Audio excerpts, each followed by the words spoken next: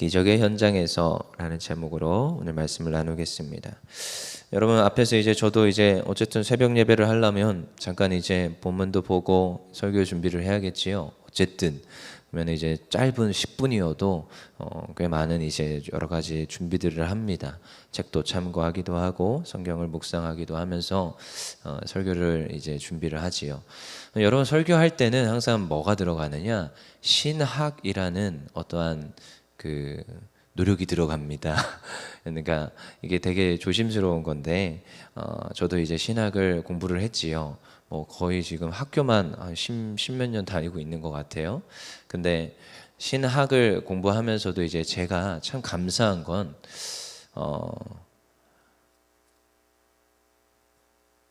장로교 신학 안에 건전한 신학을 했다라는 거예요. 그래서 그게 참 감사합니다. 그래서 요즘은 이제 그 석박학위를 하면서 이제 그 목사님들하고 토론할 기회가 있어서 이제 그런 좀 토론들을 하면 제가 뭘 느끼느냐, 이게 건전한 뭐라고요? 건전하다고 해야 될까요? 장로교 오랜 장로교 신학하고 좀 다를 때가 있구나, 이런 걸 느낄 때가 굉장히 많습니다. 그래서 성경을 성경대로 해석하기를 거부하고 성경 외의 것을 끌어와서 성경을 해석하려고 하는 그런 노력들을 해야 된다고 말할 때 전 그 자리를 일어나서 나가고 싶을 때가 있어요. 실제로 제가 신학교 때 그럴 때가 있었어요. 공부를 하는데 그러니까 굉장히 순수하다고 하더라고요. 나중에 시간이 지나서는 순수했다. 근데 이제 좀 버르장머리 없었다, 이렇게도 평가됩니다. 마태복음 이 신약 개론에 대해서 얘기를 하는데 예수님이 그 무리를 걷잖아요. 근데 그 사건을 두고 이제 우리가 공부를 해보자는 입장에서 교수님이 이렇게 설명을 하신 거예요. 진짜 예수님이 무리를 걸었을까? 이렇게 시작을 한 거죠. 그리고 저기 이제 언덕이 있고 언덕 뒤편에 이제 물이 있고, 그러니까 물이 있는 거예요. 호수예요. 사실 호수예요. 근데 물이 있고 언덕 이쪽에서 사람들이 보니까 무리를 걷는 것처럼 보였을 거야. 언덕 둔치가 보이니까. 그런 식으로 얘기를 하는 거죠. 저 일어나서 바로 나갔습니다. 어떻게 말씀의 그 무호성을, 말씀의 이 하나님이 주신 말씀을 어떻게 그렇게 교수가 말할 수 있냐면서 일어나서 바로 나갔어요. 그러니까 조금 제가 꼴통인 거죠. 근데 여러분 신학이라는 게 담길 수밖에 없어요. 왜냐하면 성경을 누가 봐요? 우리가 보잖아요. 그리고 앞에 이렇게 서 있는 목사도, 이 말씀 전하는 자도 어떠한 신학적 견해에 의해서 이 말씀을 해석하게 되어 있습니다. 근데 제가 항상 가지는 견지, 특별히 우리 교회에서 담임 목사님이 항상 가지는 견지는 성경은 성경대로 해석하게 해라. 그래서 잡스러운 여러 가지 비유들을 다 제거해버리고 본문 그대로 해석하려고 노력해라. 그럼 그 본문에서 말하는 바가 무엇이냐? 여러분 제가 성경에서 성경을 해석할 때 항상 가지는 견지입니다. 그리고 또한 이제 노력해야 될 것이, 그러면 성경이 말하는 바는 무엇이냐? 여러분 성경이 말하고자 하는 바는 한 가지로 항상 기결됩니다. 누구를 말해요? 예수님 말할 수밖에 없어요. 그래서 구약도요, 그렇게만 해석하면 문제가 있지만 근데 대부분 많은 것이 그리스도 예표로 설명이 되어지고, 그래서 우리가 그런 것들을 보려고 노력을 하셔야 됩니다. 왕들의 이야기 저희가 봤지요. 마태복음 들어오기 전에 왕들의 이야기는 왕들을 말하고자 하는 바가 아니에요. 하나님이 그럼 그 왕들을 통하여서 무엇을 지금 준비하고 계시는 바가 중요한 겁니다. 그러니까 여기를 말하려고 이 내용들이 있는 건데 여기에 내용에 그치는 것은 굉장히 성경을 성경답게 보지 못하는 것이라는 것을 저는 오랜 동안 보면서 알게 되는 거죠. 그래서 오늘 마태복음 9장에 있는데 오늘 9장의 말씀도요, 우리가 성경 안에서 해석하려고 노력해야 되는 좀 있습니다. 그래서 저도요, 성경을 자꾸 봐요. 성경에 도대체 무슨 말을 하는 것인가? 여러분 마태복음을 볼 때 우리가 왕이신 예수님에 대해서 항상 견지를 가져야 된다고 했습니다. 왜냐하면 마태복음 1장이 계보에 대해서 얘기해요. 일부러 그런 겁니다. 유대인들에게 이 왕으로 오신 다윗의 자손, 왕으로 오신 예수님, 이 메시아를 설명하려고 일부러 지금 마태복음 1장을 펼치고 있는 거예요. 그 다음에 그 이후에도요, 왕이신 예수님. 틀리다고 했지요. 산상수훈과 누가복음에 나오는 평지 설교는 틀립니다. 누가복음은 예수님이 그 평지 위에 서신 거예요. 근데 마태복음에 나오는 산상수훈은 산 위에서 앉으셨습니다. 이게 예표하는 바가 틀립니다. 예수님의 모습을 다양한 시각과 관점에서 우리에게 말해주고 싶은 거예요. 그래서 우리에게는 4복음서가 있다는 것 자체가 은혜입니다. 여러 가지 프레임으로 예수님의 사역을 다양한 관점에서 예수님의 왕 되시고 제사장 되시고 이러한 모습들을 다 우리에게 보여줄 수 있기 때문에 우리는 은혜인 거예요. 근데 마태복음이 말하는 바는 무엇인가? 이걸 알아야 된다는 거죠. 근데 마태복음 8장, 9장에서는 치유하시는 예수님, 왕으로서 해야 될 역할들이 여러 가지가 있는데요. 먹이셔야 되는 역할도 있지만 때로한 그들의 그 아픔과 고통을 치유해 주시는 그 지금 예수님에 대해서 너무 잘 묘사해 주고 있어요. 말해 주고 있지요. 왜요? 왕의 역할입니다. 백성들의 지금 궁핍함과 그 아픔을 무시하면 돼요, 안 돼요? 안 됩니다. 왕이 해야 될 첫 번째 덕목이에요. 그래서 구약에서 왕들이 잘못한 것 중에 하나가 정의와 공의를 행하지 않았다. 그렇게 평가 많이 하는데 그 정의와 공의는 백성들이 아파하는 것, 굶주리는 것을 외면한 거예요. 그러니까 솔로몬도 정의와 공의를 행하지 않은 겁니다. 솔로몬은 그 왕정 정책을 펼치면서 결혼 정책을 펼쳤어요. 그러면서 뭘 해요? 맨날 지금 요 성전 짓자 이러면서 또 뭐 하고 있어요? 후궁들 지금 그 집 짓고 있는 거예요. 말이 지금 궁전 짓는 거죠. 그렇지만 그들에게 백성들이 지금 뭐 해야 됩니까? 농경을 해야 되는데 자기 일들을 해야 되는데 뭐 하는 거예요? 징집해서 와서 너희들 지금 나의 궁전을 지어 이 지금 상황인 겁니다. 그러니까 바로 그 솔로몬이 죽자마자 아들에게 가서 요구하는 게 우리로 하여금 제발 좀 징집을 좀 줄여주라. 우리도 먹고 살아야 되지 않겠냐. 그게 그 장로들의 요구였습니다. 뭐 대단한 요구도 아니에요. 그러니까 지금 솔로몬은 정의와 공의를 행하지 않은 왕으로 기록되는 거예요. 그러니까 다 의도가 있는 겁니다. 그러니까 오늘 마태복음에서 예수님을 소개하면서 그들에게 무엇을 말하느냐? 예수님은 오늘 우리를 치유하시는 예수님이다. 왕이신데 치유하시는 예수님이다.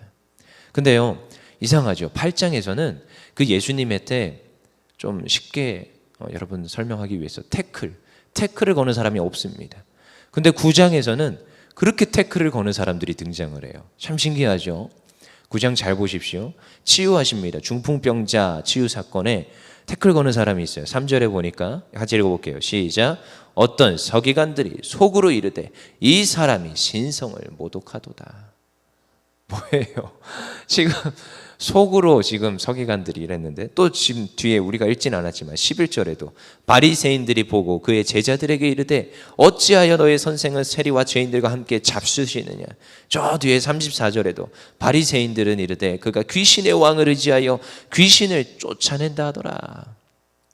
이런 일들이 지금 똑같은 기적의 현장에서 누구는 치유받고요, 누군 지금 그 예수님이 예수님 되심을 지금 치유하시는 그 역사를 하시는 그 놀라우시는, 뭐 그들이 인정을 하지 않든 하든 지금 사건은 벌어졌잖아요. 기적의 사건이. 근데 그들이 지금 그 모든 것들을 곡해 해석하고 그 지금 반대편에서 지금 대적하는 존재로 쓰고 있다는 겁니다. 여러분, 우리는 잘 생각해야 됩니다. 여러분, 예수님은 지금도 살아 역사하시는 예수님이 좀 있습니다. 우리가 신앙의 근본은요, 예수님 일하신다, 하나님 일하신다, 이것을 믿기 때문에 오늘도 이 자리에 나오는 겁니다. 아니, 안 믿는데 왜 나와서 하나님 이렇게 해주세요 기도합니까? 우리 믿기 때문이에요. 근데 많은 사람들이, 저도요 보수신학 했습니다. 근데요 저는 믿어요. 예수 이름으로 구하면 하나님 저 병자를 치유해 주심을 믿습니다. 우리 교회에도 수많은 기도들의, 중보 기도들의 그런 연합이 있습니다. 그래서 우리가 기도를 하지요. 근데 기도하다 보면 어떤 분은 암 치유를 받기도 하고요, 어떤 분은 이상하죠, 뼈 조각이 사라지기도 하고요, 어떤 분은 아무튼 수많은 그 기적의 사건들이 나타나요. 근데 그 현상을 바라보면서 누군가는 와, 하나님이 일하셨다라고 말하는 반면에 누군가는 그럴 수 있지, 오진인가 봐, 이렇게 말하는 사람이 있더라는 겁니다.